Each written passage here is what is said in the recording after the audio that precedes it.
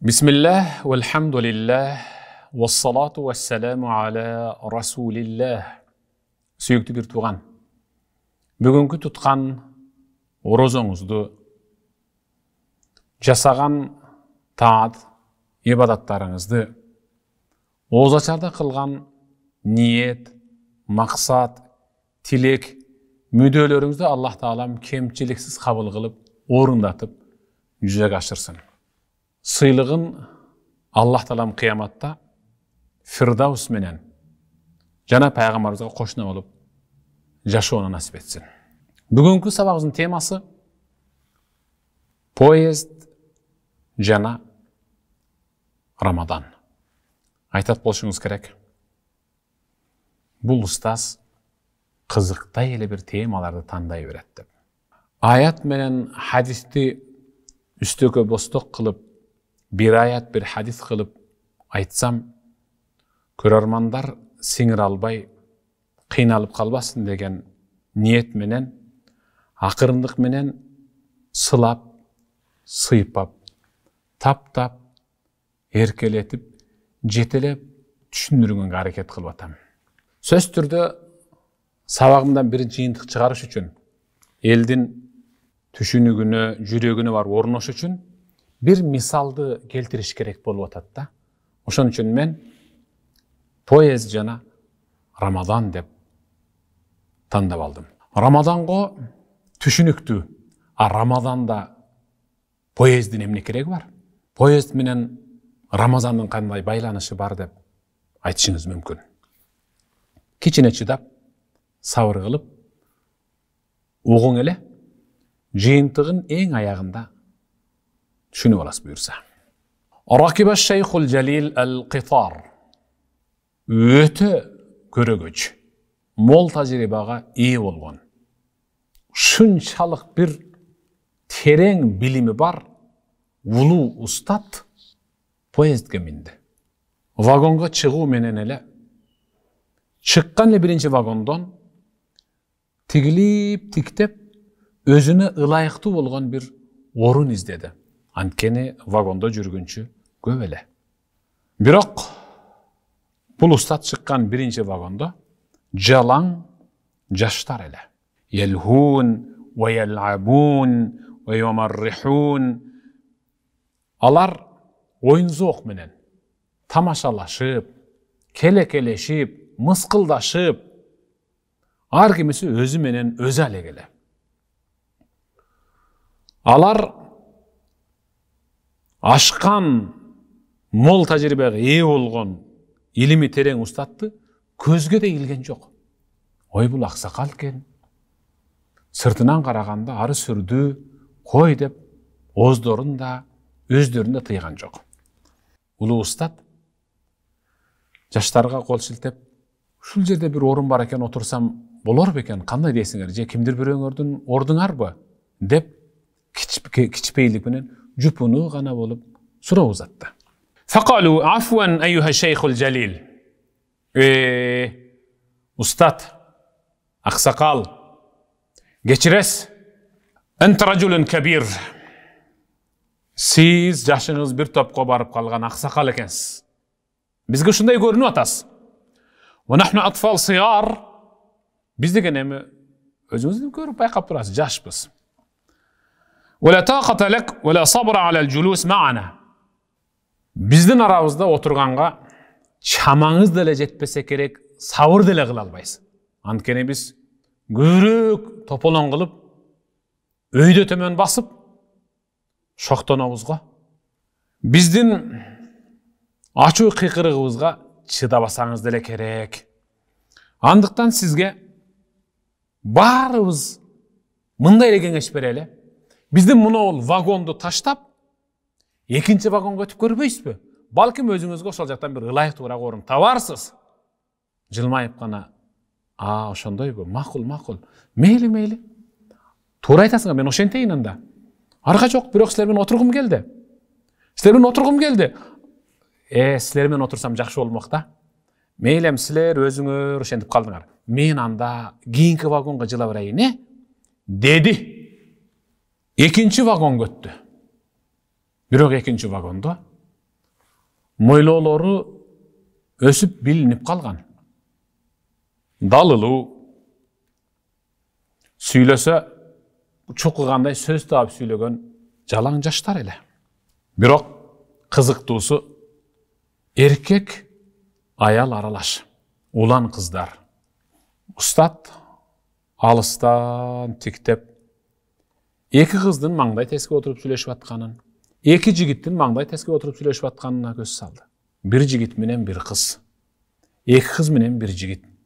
Кээ биркилер жакын отуруп колтукташкан. Устат аларга жакшы эле күмөн келинчеги го, мул тигинин күйөөсү го деген жакшы күмөн менен гана тиктеди.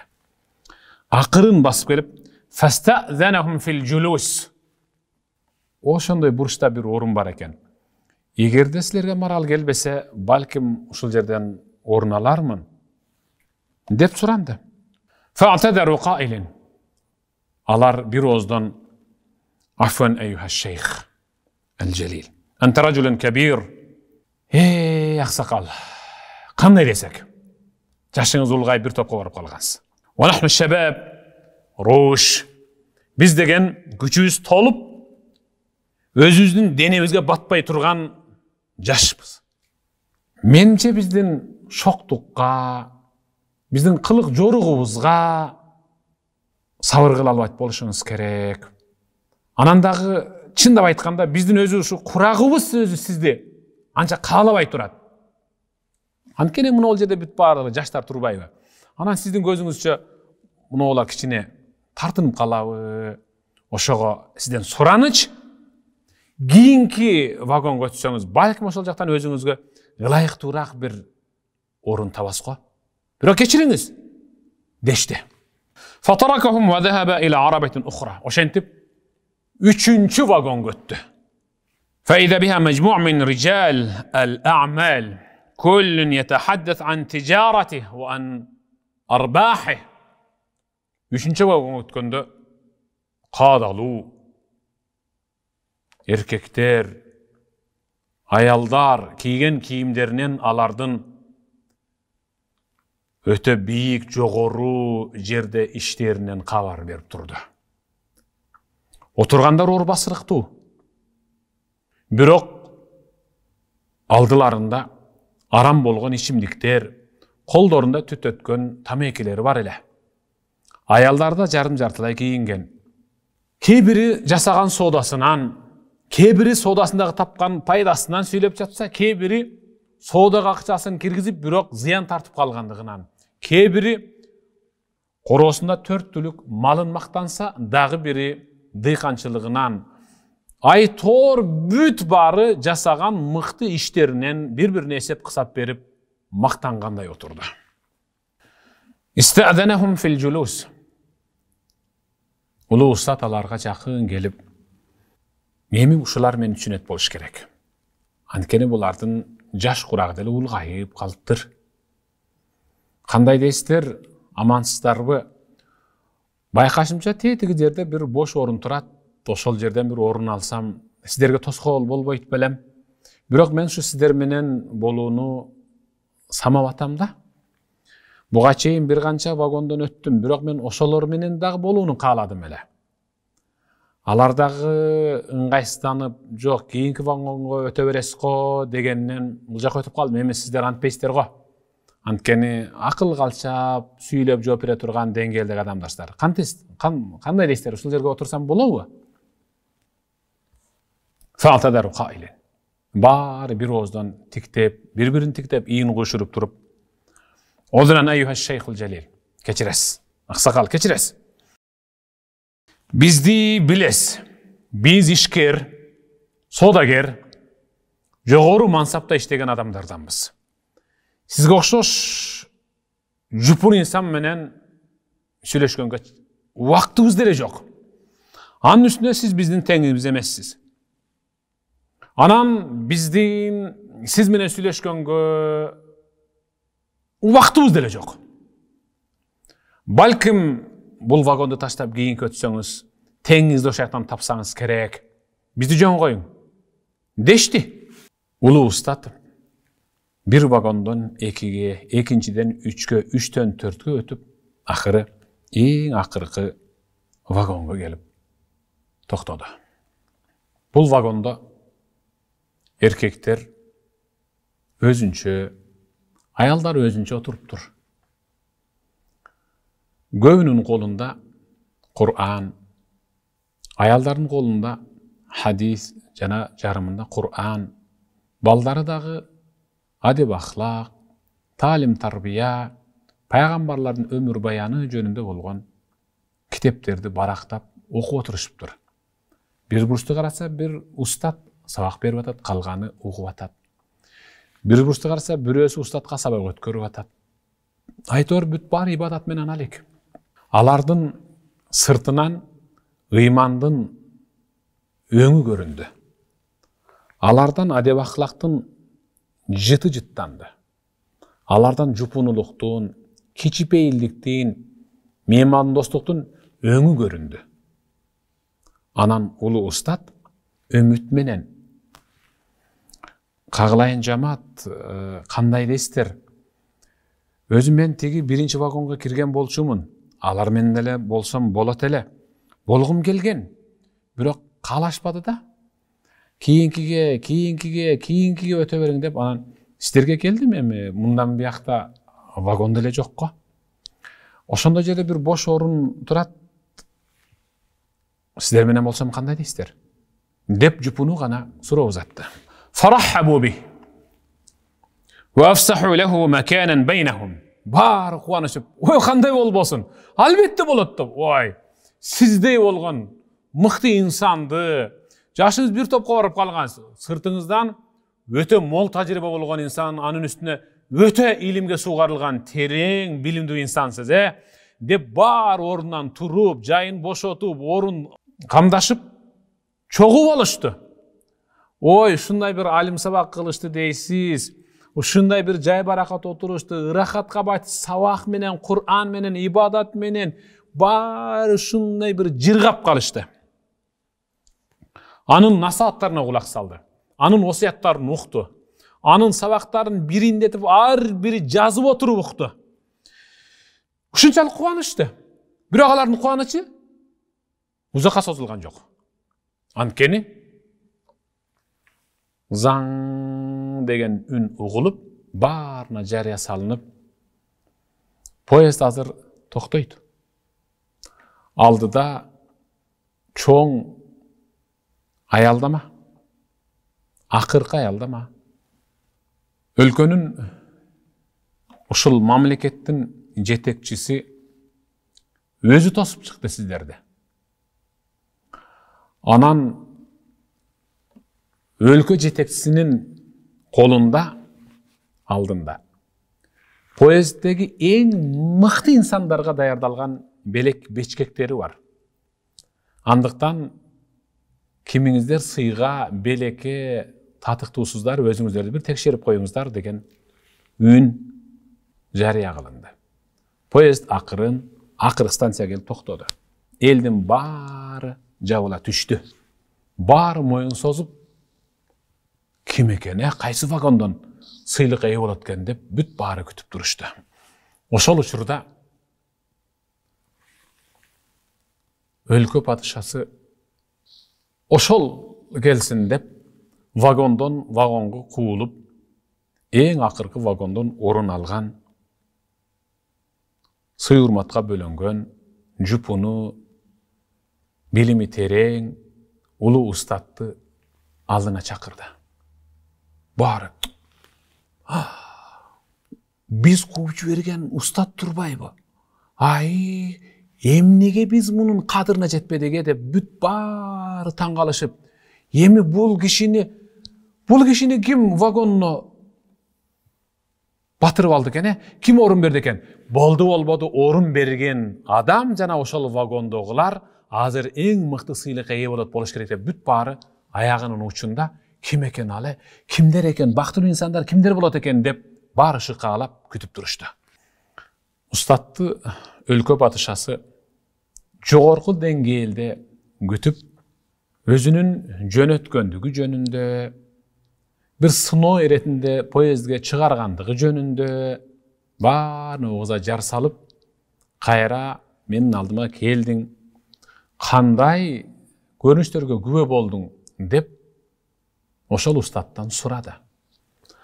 Ал төкпөй чачпай бүт баарын өлкө падышасына айтып берди. Ошол учурда жаш балдар кичине бир сый урмат көрсөтүп, акылыбызды токтотуп койгондо, балким падышанын колунан эңсеп, көксөп, кыялданып жүргөн белектерди алмакпыз деп бири-бирин чыканагы менен быкынга түртүп турушту. Андан кийинки жаштарчы баары тиктеп ойлуу. А тиги мансаптагыларчы, алар өздөрүнөн өздөрү коркуп атат. Ошентип ар бир ар кандай ойдо турушту. Эми кандай болбосун баары бир кимдир бирөө же канча бир инсан сыйланат да деп, сыйлыктан кур калгандар өкүнүп, жертиктеп, уялып, баштарын шылкыйтып, ылдый тиктеп, бирде таң калып тиктесе, бирде шылкыйып, жертиктеп турушту. Ооба, падыша эң сыйлуу инсандарды сыйлады. Сүйүктүү бир тууган, айткан окуянын жыйынтыгы сизди кызыктырып атат болуш керек. Поезд деген ал менин, сиздин баарыбыздын жашап жаткан жашообуз, өмүрүбүз поезд. Шуулап өтүп атат. 12 чоң вагону бар. 24 купелүү. Баарын өзүнүн эшиги бар, өзүнүн терезеси бар. Ал эми терең билимдүү данышман акылман устат ал Рамадан. Жашообузга Рамадан келди. Биз жашап жаткан поездге Рамадан келди.